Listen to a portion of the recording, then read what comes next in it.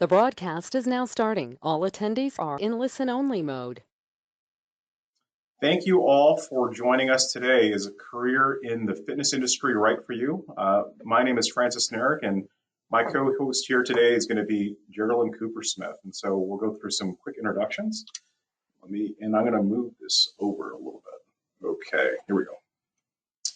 So my name is Francis Neric. I'm the National Director of Certification here at the American College of Sports Medicine.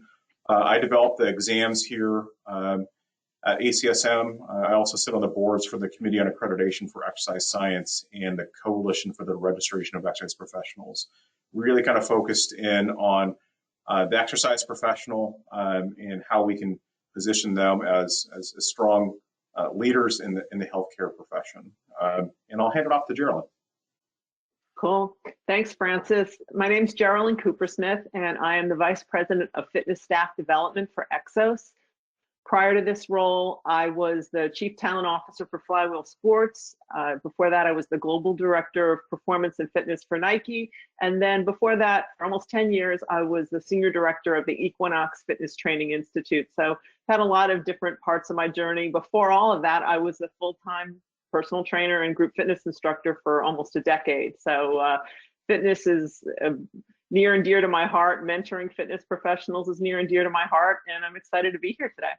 Wonderful. So for today, we're going to be covering a couple things. I'm just going to give you a quick background of the American College of Sports Medicine, career outlook, opportunities in fitness, how to prepare, and professional growth opportunities in the field as well.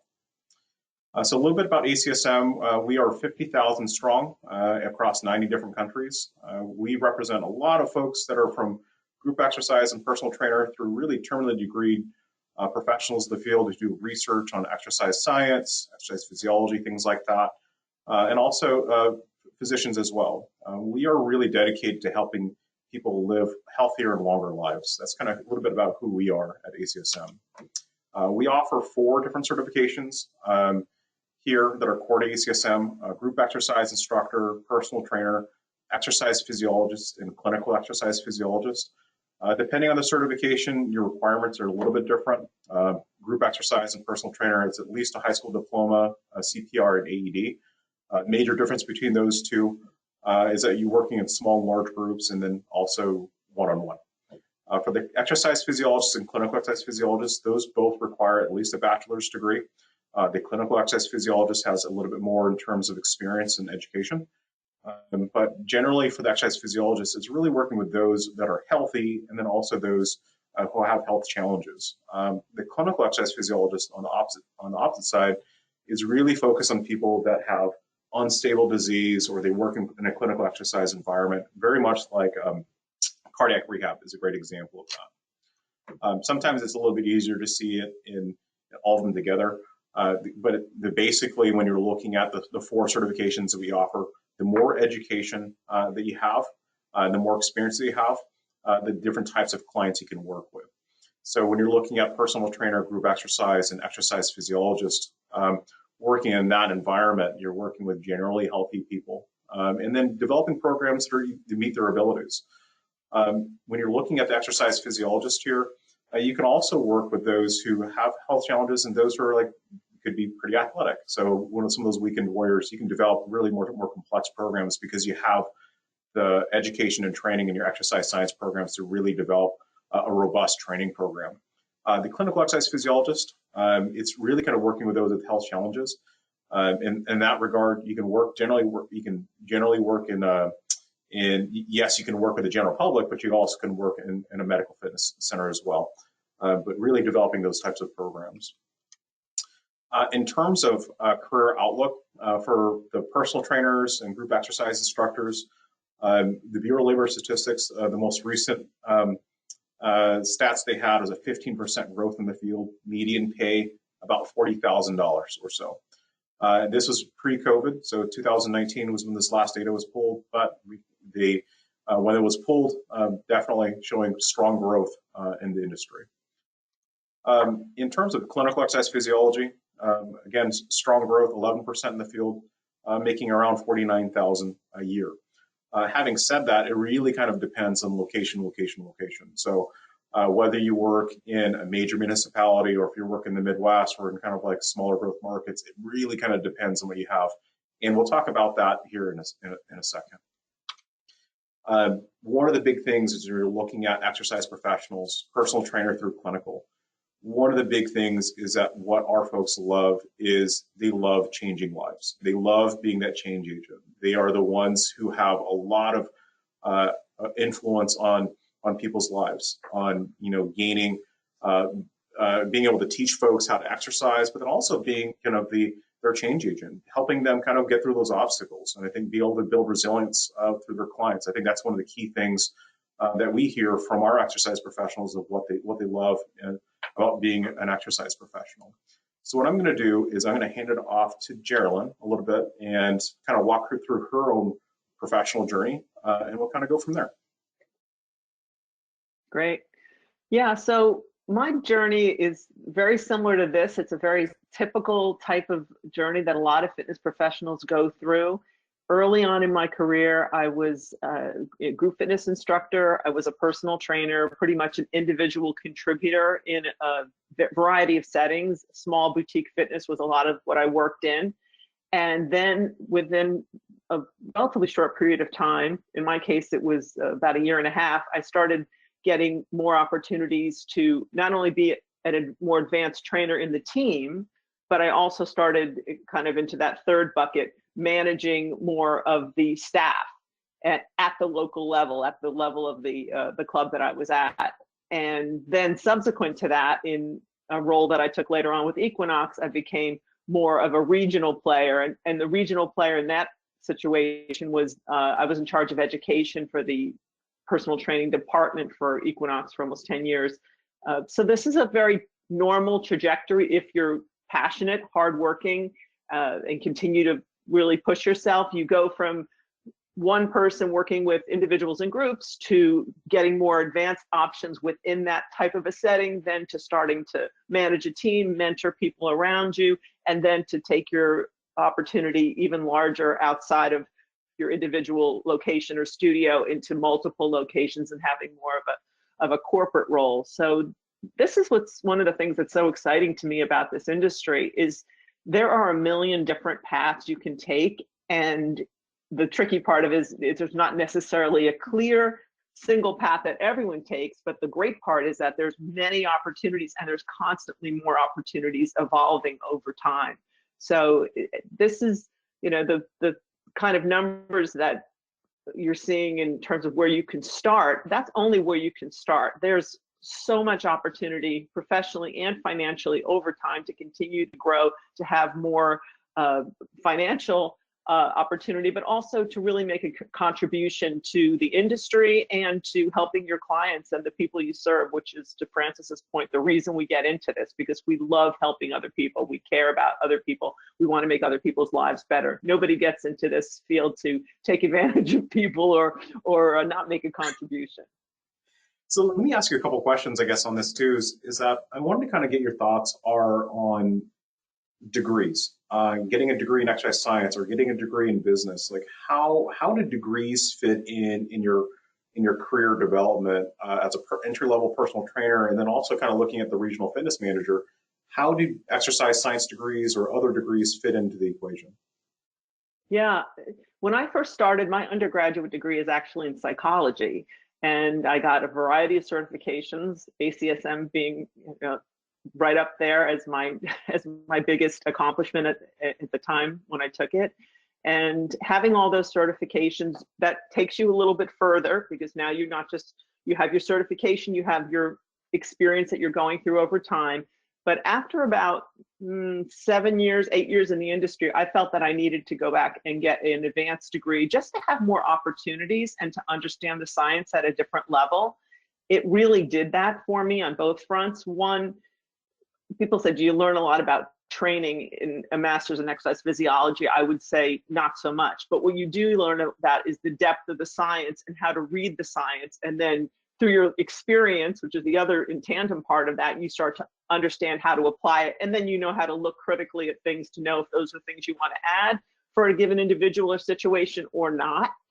And also having a master's degree, in my case, opened doors that I wouldn't have had. I don't know that I would have been able to be in charge of education for Equinox, or that Nike would have wanted me representing them and EXOS now if I didn't have the credential. And so I think it's important. To your point, you have an MBA, I don't.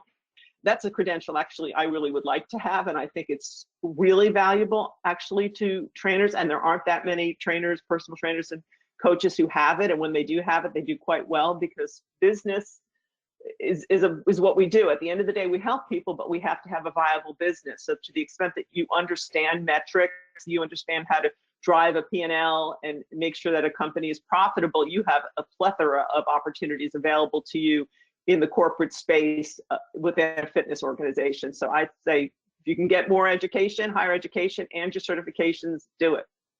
Yeah, absolutely. And I think that's one of the things that I think when, especially for me as a rising professional, I think in the field, I think I also have a master's degree in exercise physiology.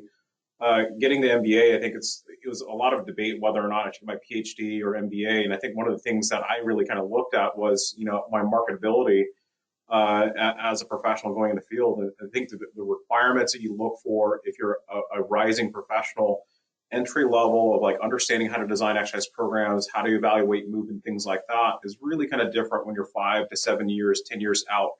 And where are you going? Okay, so what do we do in terms of market penetration, or how do we market this program? How do we do things that, really kind of more business alignment? And they don't teach that in an exercise science program. So really having a lot of flexibility in your career becomes really important. I think we'll talk about that in a second here. We get a little bit down the line, but that was like super helpful.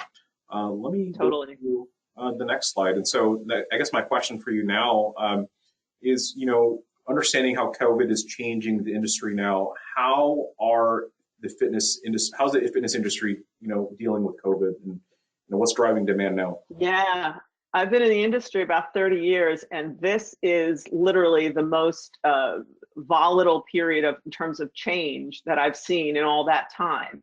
The good news there is there's also tremendous opportunity where, depending on the company you were a part of, you may or may not have had much of a digital presence or any digital presence at all. March hit, and we all were scrambling as our facilities were closing, all different organizations, including EXOS, to come up and make sure that we had a solution. And we were able to land on something pretty quickly to serve our members and our clients, our corporate clients. So that was really advantageous, and we're continuing to grow and iterate on that. I know all of my friends who are individual contributors, who work as personal trainers, who work as fitness instructors. Many of them scrambled and built online businesses within a couple of weeks and are continuing to grow them. It was scary and challenging, but now the flip side of it, which is kind of cool, is before we used to think about the people we could touch in, let's say, a 5-mile radius. Well, that's not a hindrance now to going after touching many, many more lives and being able to extend your reach. So now a friend of mine said, hey, why don't you come to my yoga studio? Well, his yoga studio is in Southern California, but now I actually can go to his yoga studio because they're online. So there's so much opportunity amidst the scariness of it and the newness of it. And I think moving forward, the good news is I don't think this hybrid model, even after vaccines and everything hopefully get us back into brick and mortar more than we are now, I still think that hybrid piece of it is going to be a huge piece of what we have, because we can serve people wherever they are. The days of, oh, I couldn't make it to the gym this week are over, because the gym is wherever you are, wherever you have any connectivity, wherever you have an app, wherever you have your tablet or your computer. So I'm excited about the possibilities. As much as we didn't see it coming, I think ultimately it will be a great thing for the industry. I agree too, and I think one of the big things is I think what COVID has kind of forced us to do is get into those technologies of how do you use your webcam, how do you use that to evaluate movement. I would expect programs that allow you to evaluate things like joint angles and joint speed is going to be really important. But I think also the things like your Apple Watch, how do I integrate Apple Watch or Google Fit into your programming? I think there's things that, how do you gauge intensity? That's a little bit different. You're evaluating it in person. You can see, just like, I think a lot of times you're looking at, their eyes, right? And you're looking at body position. You're looking at how fast they're doing their movements. But then also, how do you integrate technology in helping them kind of gain retention? I think that's one of the key things, is just like technology for technology's purposes is okay, but how do you integrate that into building resilience with your clients is going to be something that's going to be really key for young professionals that are moving forward. Let's see. 100%. Yeah, absolutely. So let's ask you kind of like more of a provocative question here. Is this, do you think personal training is dead? Not at all. Not at all. I think in-person training right now is a little bit on pause in most places and probably should be, just to protect people.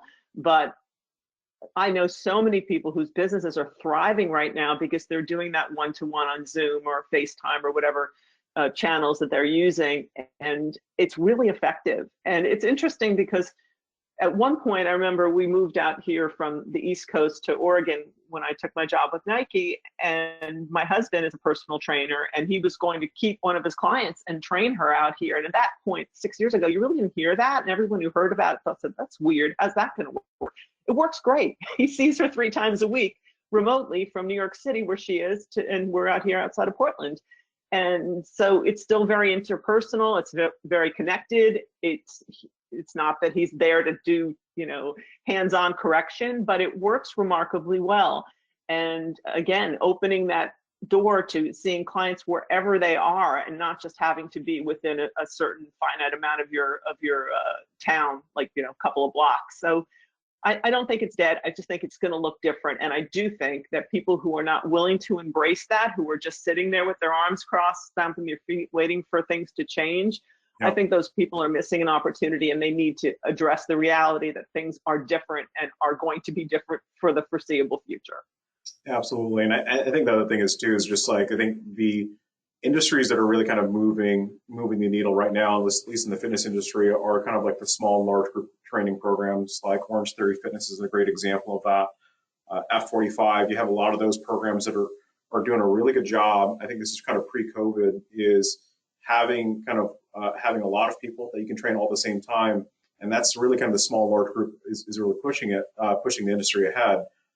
At the same time, it's those who are in those types of training programs also love being able to get better at whatever the thing they're trying to do, whether it's they want to get their best 5K time and they want to start training for a marathon, then they really want to start diving more deeply into one-on-one training. And those are the types of things that are moving the industry. Before it was kind of really kind of going in, doing one-on-one training sessions and doing bespoke training. Now it starts with kind of group, and then it migrates to one-on-one training. That's what I've seen in most recent times. So I think that's what we're seeing, and I think there's just a lot of opportunities there too. Absolutely. So in terms of flexibility is the key to stability. I think this is one of my favorite quotes from Coach Wooden. To me, this is, I think, one of the biggest keys for especially young professionals is understanding the degrees that you get. You have to have a sense of purpose of why you're getting them, whether it's a bachelor's degree or master's degree or MBA. I think it's just being able to be in the market. And I think the days are gone, quite frankly, of going to a single company and saying that's going to provide you stability. I think anybody who tells you that, I think is quite frankly, I think lying to you. What gives you stability now is your flexibility in being able to change gears. If you are getting your degree in exercise science and you're a personal trainer, being able to go up through the ranks from entry-level personal trainer to a manager, you're going to have a degree.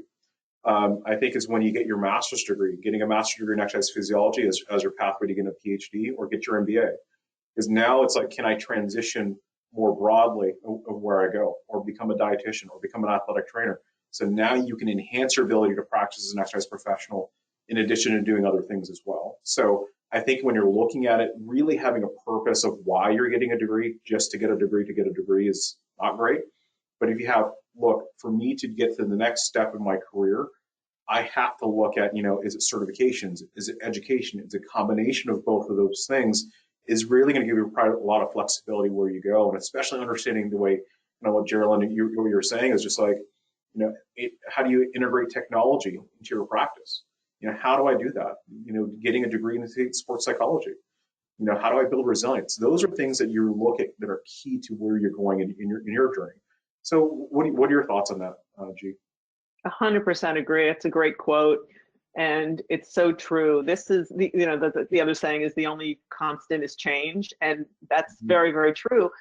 you can't come into this industry with a notion that there's only one path for you and that, to your point, you're going to work for one company for a long period of time. It's not usually the case. Part of that is because it's a very dynamic industry, and as you mentioned, technology is a huge piece of what's a part of our world. And now we're seeing this convergence of technology with our experiences. It's the more tools you have and the more skill sets you have, the more you're going to be able to take advantage of those opportunities. If you had told me in the early 90s when I started in this business that I would work on an app at some point in time, there was no such thing as an app. It was not even a notion in anyone's mind. So you have to make sure that you're keeping pace, that you're keeping your skill set across a bunch of domains, to your point, not just, I know about whatever it is, a single subject, but I also have a good comfort level across the board. So I think that's going to allow you to have opportunities you never saw coming and really give you so much more satisfaction with this career because you can take it in so many directions. Absolutely. Let's see here. So in terms of the certification process, I think when you're looking at and you've made the decision that you want to become an exercise professional, I think there's a lot of steps you got to take when you're doing this. I think the big one is developing a roadmap. And when I'm talking about developing a roadmap is identify what certification you want to get to meet your needs. If you want to work on a one-on-one, you want to work in group exercise, you want to work in clinical, develop a roadmap. And the very first thing you want to do is get the exam content outline. This will tell you how much information you need to know and how deep you need to know it. And then identify where your weaknesses are. If you're really awesome and you love the exercise technique part when you're preparing for an exam, you don't maybe have to spend so much time on there. And if you really feel really weak on things like, risk assessment, those are things that you should really focus on, or understanding the basic exercise sciences of it. But really start with that roadmap. How much information do you need to know and how deep do you need to know it? I think the other question I always get from my candidates are looking at getting certified is how long? How long is it going to take? And my answer is, well, it kind of depends, right? So typically it's 3 to 9 months. If you're coming out of an exercise science program, maybe 3 months. If this is something that's really new, and say you're, a business person looking to become a personal trainer, it can take up to 9 months, especially if you don't have a strong background in exercise sciences. So once you start preparing, really focus on your areas of greatest improvement. If you're looking at things, focus on your weaknesses. And then when you're ready to do it, take some practice exams. ACSM works with Walter Sploor to use this program called PrepU, and it allows you to start practicing what your knowledge is. And the stronger you are in content, the questions get a little bit harder. And then once you get through the highest level kind of questions, you should feel pretty comfortable. And then when you're ready to take it, you can take it in person or online. I'll show you kind of what those look like. In terms of the different preparation packages that we have, it depends on your comfort with material. So let me move this out of the way over here. So if you are a strong in terms of just kind of working by yourself and you're a self-starter, and you have a pretty strong background, textbook practice questions in the Facebook study group are a really good place to start. If you need a little bit of help in terms of helping you prepare, you have this online group version. So it's a textbook, practice exam, the Facebook study group, and then looking at webinars. Fitness Education Network does a really good job with these webinars. They're both done asynchronously and synchronously. And then what I mean by that asynchronously is that you can learn whenever you're ready. You can take those webinars and just watch it at your own time. You also, if you have a live sessions that you do through Zoom, you can ask your questions there. But I think when you're preparing through that, having prepared already, have your questions ready to go. Like, I have a specific question on this particular topic, and really kind of formulate that instead of just going into it and hoping that you're gonna learn everything on the webinar. On a live group session, those are available as well. Textbook, practice exam, Facebook study groups, you have the webinars, and also a 2-day workshop. You can find all that information on our website. In terms of taking the exams, this is kind of one of the benefits of COVID, is that it really kind of forced us to look at our technology as at ACSM. So one of them is that you can take exams at Pearson Professional Centers. Both those are kind of Pearson View. You can find those in your area. So if you go to pearsonview.com/ACSM, you can find out locations that are near you if you want to take it in person. They certainly have the things in place with wearing masks, and then they have hand wash. They have the kind of the antibacterial alcohol-based hand wipes that are there as well. So you can take those in person, but we also have them online as well. This is very new for ACSM. I think one of the big things on this is that you can take it 24 hours a day, 7 days a week. So you just got to make sure that when you're taking it at home, there are some requirement changes that are there that you are limited in, that you can't use the restroom while you're there. You can certainly have water, and you can't say things out loud because they're monitoring the sounds, and so things like that. So being able to take it at home 24 hours a day, 7 days a week is it's a wonderful opportunity if you do that, especially for those who have test anxiety. So I personally like doing this through the online version. I think that's, to me, is just being able to be in the environment that I'm used to. It just takes one stress level down. I think that's really helpful. And then the key, though, when you're looking at the OnView or the online exams, the key to this is make sure you test the system requirements the day before you take it. And when you take the exam, use the same computer. We've had a few people that have taken the exam or done the system check with their personal laptop, and then try to run it the next day on somebody else's computer, and it just didn't work. And so being able to know and be prepared, I think that's something to consider as well. In terms of continuing education, we'll walk through this in a little bit, but the difference between certification and education. One of the things is once you have a bachelor's degree or master's degree or whatever it is, once you have your degree, you're set and forget it. You don't have to. No one's going to ever ask you, remember back to your freshman year in comparative literature, explain this thing. You don't have to do that. Once you have your degree, that's it. In terms of continuing education for certification, it's that how do you know that you as the professional remain competent over time? That is one of those things that's throughout your professional career. So as things change, like as the blood pressure requirements change, as things like pre-participation screening, as those things change, how do you keep up with that? And that is the change of, like, when you're looking at certifications, of why that's important. So it's the combination of education and how you prepared, combined with certification of, like, I know that I'm minimally competent to do the job and I remain competent over time. So those are kind of the things about certification. So it's one of these things as well, is that when you're looking at certification, I always tell this to students, and kind of want to get your take on this too, G, on this. Certification is the beginning of the journey, not the end. I always tell students that. It's just like, you're like, oh, I'm certified, okay, I'm done. It's like, no, that means you got to the starting line. And so really kind of want to get your thoughts on that. Is just like, and you're looking at kind of like in the rearview mirror now of, what has certification done in terms of getting certified, and how it kind of opened up doors, and how do I continue to grow in the profession? Yeah, certification obviously is key. It gives you that foundation, gives you the credential, which is not insignificant, but it gives you the foundation, and you understand the component parts of our profession and what you need to do to be at your best, to protect your clients, to be giving and designing programs that are not only effective but safe. You can't skip that step. But to your point, a lot of people think that that's it. Once they're done with the certification, they just, they know all there is to know. And first of all, the certifications update over time, to your point, because we're constantly learning from the science. Oh, this suggests that this thought that we had before is actually not true, and this is a better way to do it. So you want to be up to date there.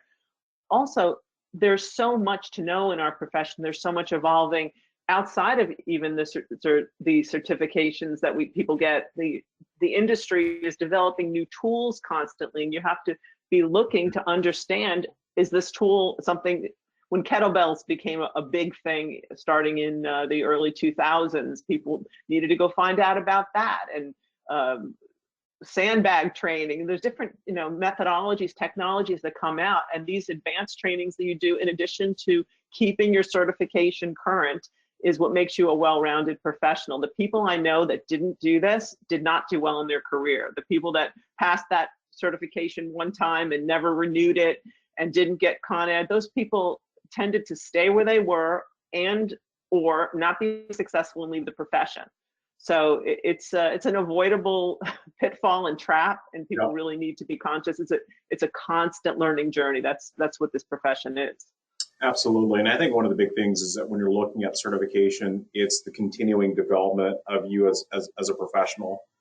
It's at being able to add quivers into your, it's being able to look at, you're kind of thinking about being able to add things to your toolbox or adding arrows to your quiver. These are things like, how do I continue to grow in my profession? And that's what really kind of the purpose of continuing education does, is it allows you to change to the ebbs and flows of where you're going in your career. So for example, if you're a personal trainer and now you're interested in working athletics, do I have to go back and get your degree? The answer to that is like, not necessarily. It really kind of depends on your employer in terms of certification requirements. But at the same time, looking at enhancing your base certification into doing things like USA weightlifting or going through EXOS and going through their sports specialties credential, those are things on how you can add to your toolbox.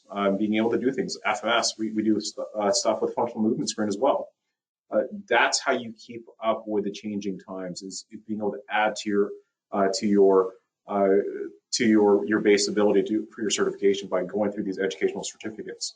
Do you want to talk a little bit about EXOS and kind of the specialty programs they have as well?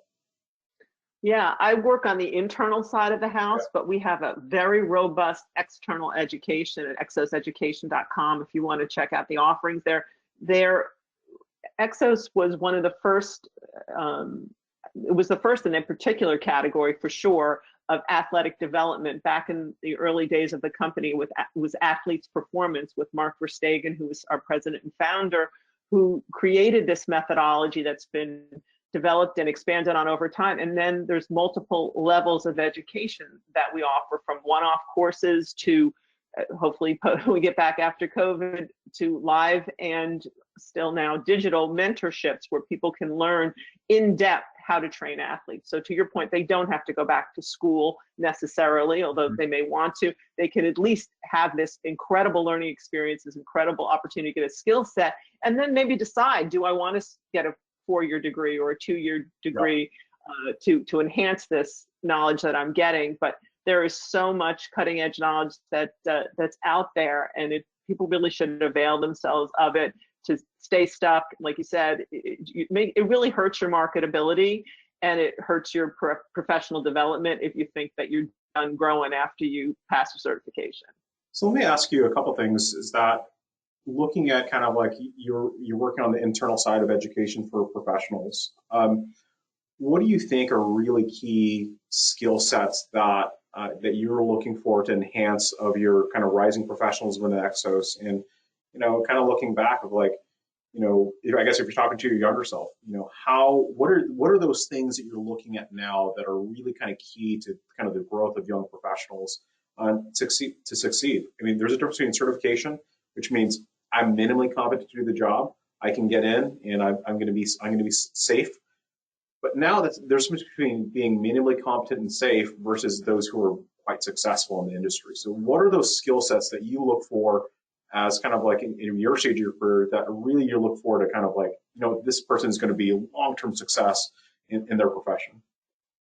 Yeah, it's kind of two buckets.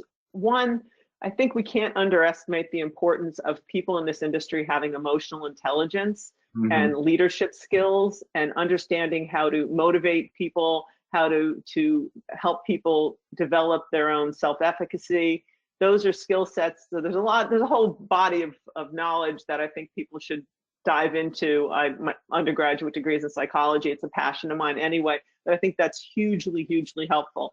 And then I think you constantly have to be reading and looking into what the science and the literature is telling us and who is doing these investigations, and start to go deeper into their work. It's interesting when you start to look at different people. One person leads you to someone else who's another great mind you should know.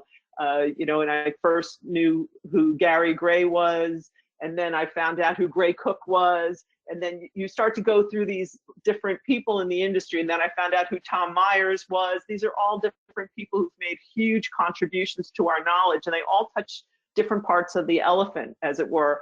And to have that understanding of the lineage and the development, the front of the scientific kind of bleeding edge, that's really, really important stuff. And again, when people tell you, when you say to someone, a professional, and you say, so, hey, when was the last continuing education or continuous improvement, as we call it here at EXOS, thing that you went to? And they say, oh, well, about 3 years ago I went to. Ooh, you shouldn't be saying that. If you're not going to something at least once, ideally once a quarter, but ideally at least once a year, that's a red flag that you are not developing as a fitness professional, and you're hurting yourself in the long run. Even if your clients don't know, the industry will know, and it'll hurt your chances of advancing.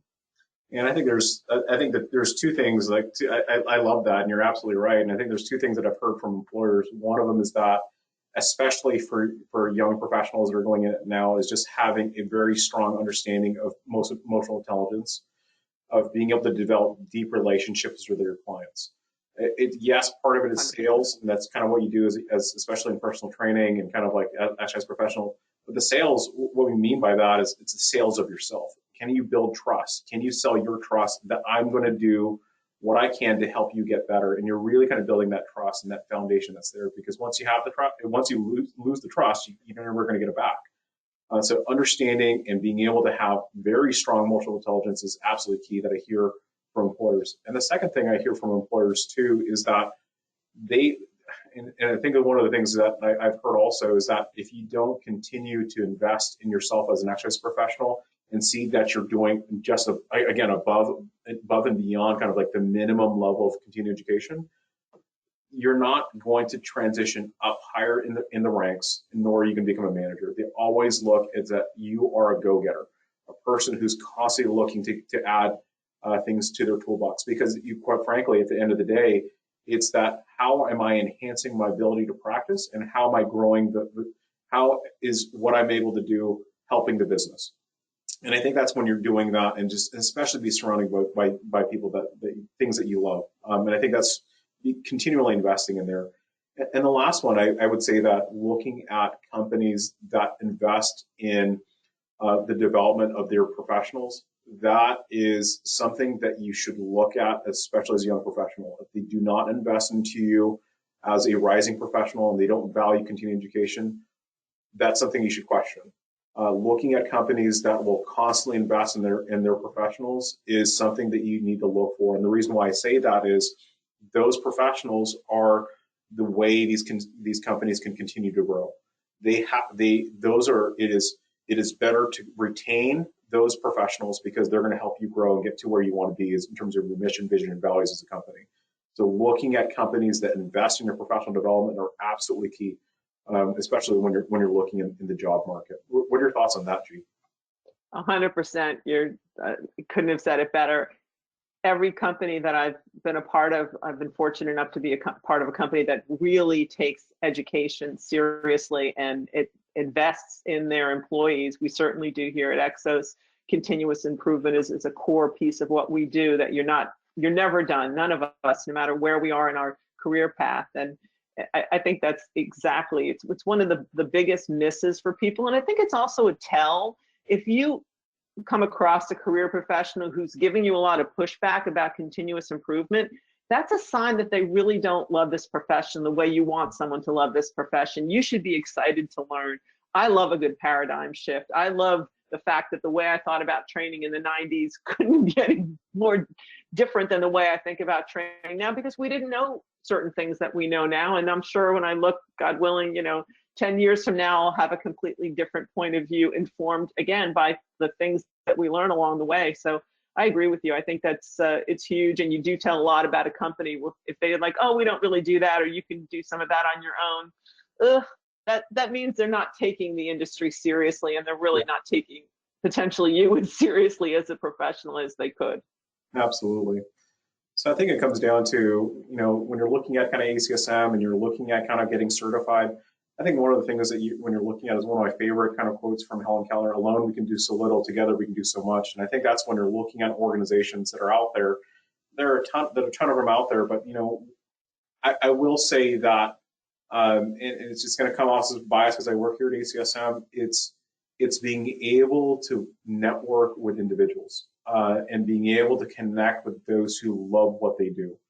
Being able to use the regional conferences. When I was getting my master's degree, I did a presentation at Southwest ACSM, and connecting with people that love the industry as much as you do. There's so much to be had on that. And then also when you're looking at jobs, it's your network. And quite frankly, in the fitness industry, it's a really, really small world. It seems like there's supposed to be like around 600,000 people, but the ones who are making huge differences are really in those. There are very few individuals. And ACSM is one of those organizations that has one of the strongest networks you can go through, whether it's at a city level, a regional level, or a national level. ACSM is probably one of the best places to go, and being able to connect with folks like Geralyn. I've known you for I don't know how many years now. And over a decade, I think, at this point. I know we transition our careers, but you know what? It's being able to connect with people and developing those relationships. And I think that's one of those key things of what I love about ACSM, and why, quite frankly, I think it's why you should join our organization. So what are your thoughts on kind of networking and things like that?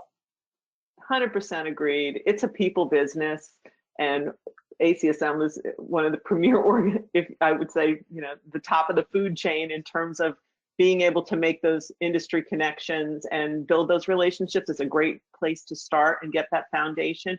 As you go in your profession, you'll find, as Francis said, that it's a 1 degree of separation business. And if someone's great, everybody starts to know about it. If someone is not so great, everyone starts to know about it. So your reputation is really your worth your weight in gold. And you really want to be sure that you're developing those relationships, that you're bringing a lot of value to your relationships, and that you're continuing to network with like-minded people. Every opportunity I've had has been because somebody recommended me for it, someone that I knew personally. And had I not had those relationships, I wouldn't have had those opportunities. Absolutely. So we're going to open it up to some questions. So if for those who are on, who are attending, please bring out the chat function and type in your questions. And we're going to ask some Q&A questions for you, Geralyn. So I have a couple of them for you. Cool. Let's do it. So let's start with the first one is, what do you attribute your professional success to, luck or hard work? Isn't there a saying, the harder I work, the luckier I get? I think that's it in a nutshell. There's a percentage of luck and happenstance and being in the right place at the right time, but I think so much of it is hard work. And I love this quote by Brian Tracy. He says, your success in life will be in direct proportion to what you do after you do what you said you were going to do. And I think for people I know that are successful in this industry, that's what happens in a nutshell. You ask them to do X, and they do X, Y, Z, PDQ, and 19 other things, so bringing so much value that you can't help but notice them and help. You want to take them to the next level because they're supporting you. I think that's the career experience that I've seen, and it's one I've seen in my own life, and it's one I've seen in people I've mentored, that the harder you work, the more you put in, the more comes back to you. And on the outside, it may look like luck, but as the professional, that it was a ton of hard work. Oh yeah, and I completely agree. It's like I always say, it's the work that you put in, it sets you up for the luck. And I completely agree with you. One question that came in here is, do you need a degree to become a personal trainer? No, a lot of people don't have a degree in the field. Certainly when I started, I did have a degree, but it wasn't in the field. And I know a lot of people who just come right out of high school, and maybe they were athletes, and they get their certifications and they get their education elsewhere. One of the most successful trainers and fitness professionals I know was a bartender for a good part of his life and had an undergraduate degree in marketing. So it's a good thing to have if you can get it. It's not a necessary thing, and it certainly doesn't preclude you from being very successful in this field if you're willing to work and and do the other things you'll need to do to support that. I think I agree with that too. Like some of the personal trainers that I've come across who are really awesome are career changers. And because they have a degree in one thing, it's complementary to what they're doing in practice. Psychology is a great example of that. It's being able to, how do I, ask questions more effectively? How can I become a better listener in theirs? And those are kind of like open up more doors for you as you're kind of transitioning. You know what I mean? So being able to have that, I think is really important. Do you need a degree? Not necessarily, but just the additional certificates that you have. But what ends up happening is just like the more interested you get in content, it really kind of makes you want to get the degree in it anyway. Because it's kind of one of those things where, for me, as being 5 to 7 years out, I'm like, I'm really more interested in the business side of it. So that's when it really pushed me out to get my MBA. So that's kind of like when you're looking at just following your interest and following the love of what you do. But I will say one of the things I would recommend, especially young professionals, is getting your personal training certification a lot earlier than you expect, especially if you're interested in going to the exercise sciences. Because when you become a personal trainer, then when you graduate and if say you get your freshman, sophomore year, you're going to graduate 2 to 3 years of experience. And that is so important because when you're graduating, having legitimate experience is going to be so key. And especially getting to practice as much as you can and getting that feedback and then learning what you're learning in the classroom and applying it directly to practice is so important. So I think those are some things that develop. 100%. Another question I have for you is, if you're going to talk to your younger self today, what advice would you give yourself? I would have given myself the advice to follow my interests even sooner. I graduated with an undergraduate degree in psychology. I had started exercising, really working out only in college, and so it was pretty new to me, but it was a passion of mine. And then I tried to work in advertising and public relations for my first maybe 4 or 5 years out of college, and I hated it. So I would say if there's something tugging at you, that this is something you're passionate about and something you feel drawn toward, listen to that and pursue it sooner. You don't necessarily have to make a complete career change. I dipped my toe in the water at first. I got my certificates, and then I started doing it part-time, and I loved it. And I was like, okay, this has got to be my full-time gig. But I would have said go for it sooner. And if you feel that way, I would encourage anyone out there to do the same. Absolutely. It looks like there's a couple questions. A couple people have their hands up.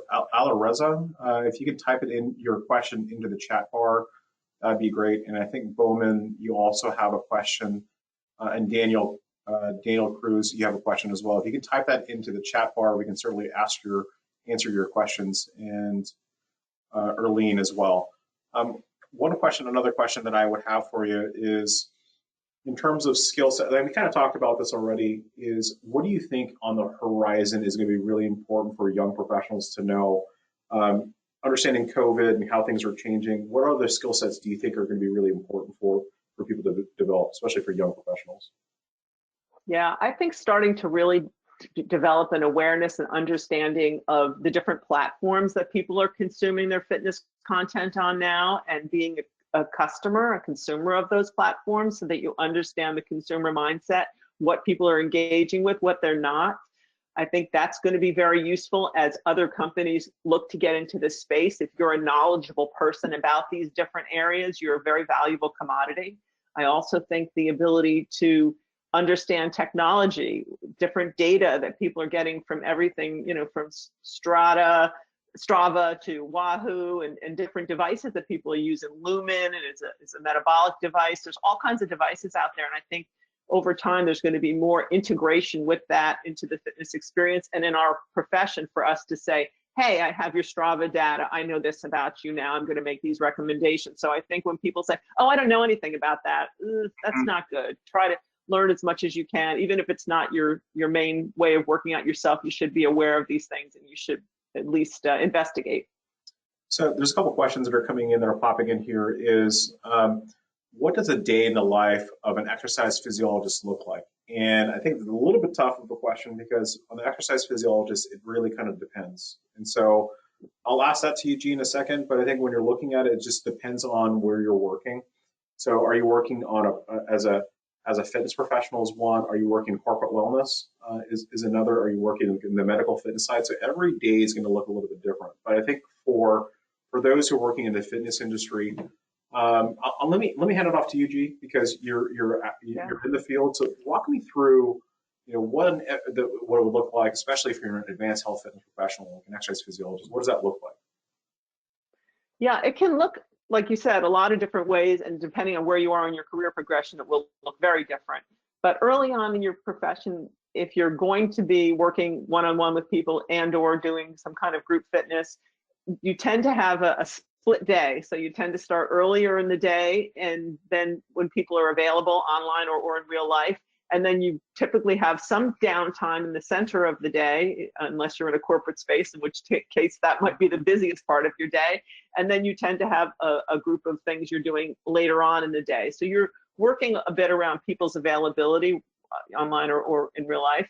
And so that part is interesting, and you have to be very thoughtful when you organize your day. I've advised a lot of trainers who started out their careers and they would just take clients at every single time clients wanted to train. And I thought, that's not sustainable. And I would tell them, if you want to do a lot of early morning, then focus building that business early morning and have a cutoff point. Don't start. I had clients at one point in my career at 6 a.m. and then I had a client that I finished at 10 p.m. Like, that was not sustainable, and I don't recommend it. So you want to make sure that you're being thoughtful in how you organize a day. But it's interesting. You usually train people or teach classes back to back, have this break, and then do some more of that, and then you spend the night getting ready for the next day. What are you programming for these individuals? Contacting them with any kind of interactions you have to have. So it's a pretty busy day, and you have to love it. But I always did, hard work and all. So is it any different than if you're, so I'm going to combine a couple questions here. So is that any different from what an exercise physiologist does and a personal trainer? I think they're very similar. And again, it depends on your workload. A lot of the exercise professionals are working really early in the morning or late. And so the mid part, kind of, it's like a sandwich day. So in the morning, you're working like 5 to 9 or so, 10 o'clock, and then it's a little bit of a lull. So a lot of folks do their kind of paperwork in the middle of the day, and then they train in the evenings. What are your thoughts on that, G? Yeah, I think that's pretty common, and pretty much for a lot of the people that's the case. Then there's situations where someone might be an exercise physiologist at a facility, and they may have more like banking hours if they're working in some of the more medical settings. People that are coming out of rehab situations, cardiac rehab, or whatever, might be seeing them during the day as part of a visit, almost an office visit type thing. So they may have more of what we would think of as banker's hours. It really is very role specific. When I went into the corporate space, my work went more to like a 9 to 5 or really 8 to 6 a day, which is what it is now. So depending on where you are in your progression and what your role is and the type of environment, it can look very different. So if you're looking for that kind of 9 to 5 type stability, that would actually inform where you would want to apply in the settings in which you would want to work. Yep. I thought as a young mom that I'd be able to drop my kid off at daycare at 4:30 in the morning. It doesn't exist. So you need to figure out your life plan and make sure all of that works. Oh, absolutely, absolutely. So another question is about continuing education. I think the cost of it and how many do you need to get every year? I think for ACSM, it's just broadly, it's every 3 years, and you need to at least get 45 continuing education units at a minimum. But I would say, instead of just looking at it as like, how many do I need to get a year, it's just like, when you're looking at continuing education, being very strategic about it. It's just like, what education or gaps do I need to fill, or areas of interest? And so how can I get deeper in my knowledge in certain areas? Or you can look at it as just like, where am I weak in training, and how do I continue to grow in that profession too? Like, for example, legal aspects of being a personal trainer. There's sometimes you're like, being able to have your continuing education guide the direction where you're going, I think is really helpful. One question for you, G, on this one is like top 5 advices to make your company grow.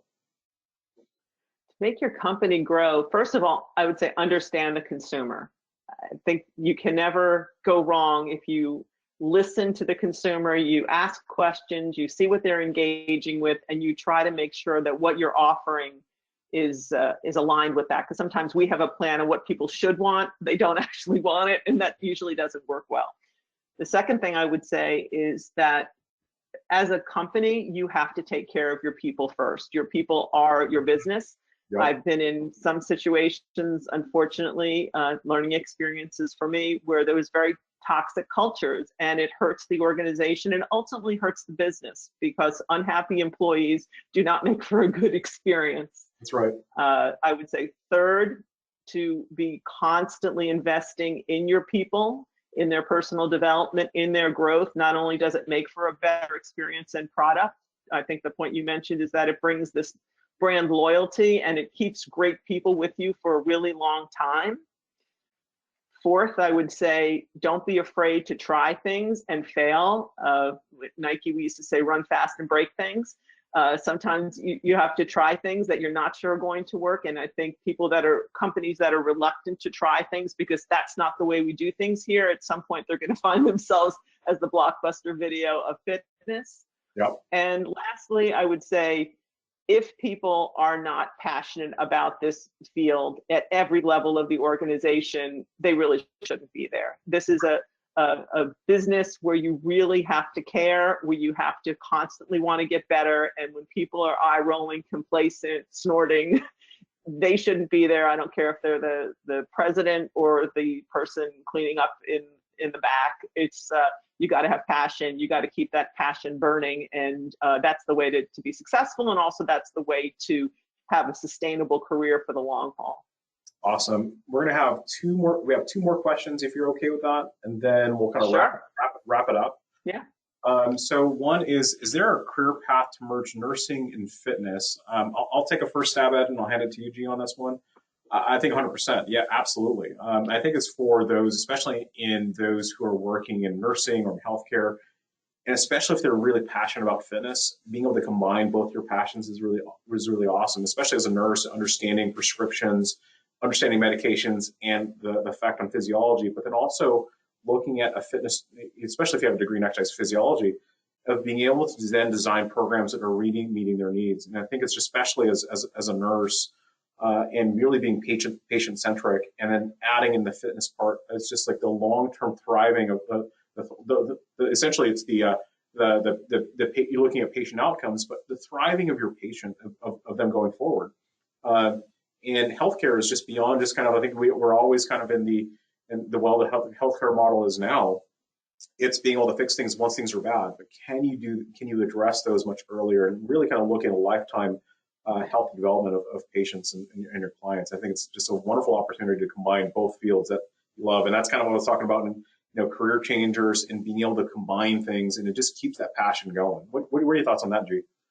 I completely agree. And I've seen a lot of different career paths. A friend of mine just finished nursing school, and he was an instructor for us at Flywheel, and a great instructor. And now he's going to be a great nurse. I think you can take it in many directions, and a lot of times what you start learning in your own profession drives that. I've known people that I've worked with who became registered dietitians because over and over again they got fascinated with how they could help their clients with nutrition and nutrition challenges, or they went into psychology or social work because they were fascinated in helping with the emotional side of things. So it's a great vehicle for figuring out what you're passionate about, what you like to do, and either growing within the fitness professional or taking it into a different direction, more of a medical allied health professional type of role. So I love that part of it. You can really go in any direction you want.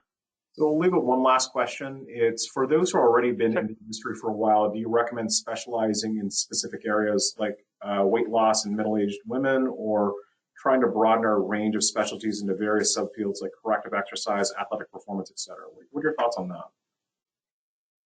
I think you have to have a nice broad base of knowledge, but it's very useful, very helpful to become expert and known for one finite amount of things. It's hard to be all things to all people.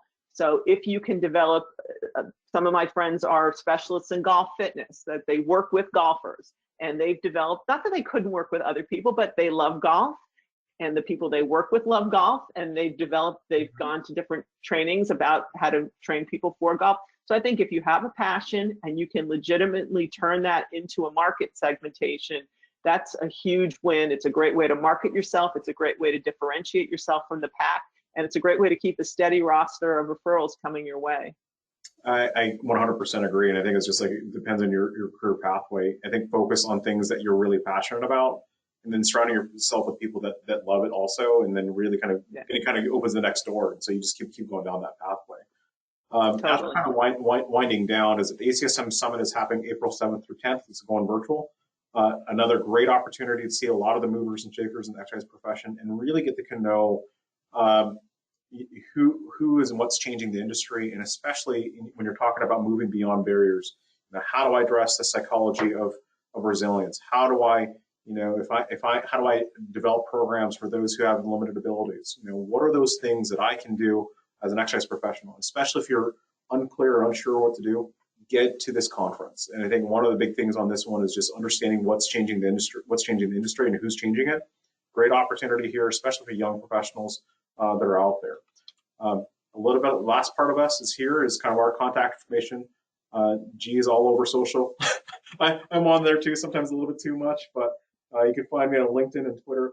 And if you have direct questions here after this conference, certainly you can send me an email. I know that one of the faculty members wants to share this conference, this webinar. Absolutely, send it to your kids. And then Geralyn, your stuff is here on Twitter and LinkedIn.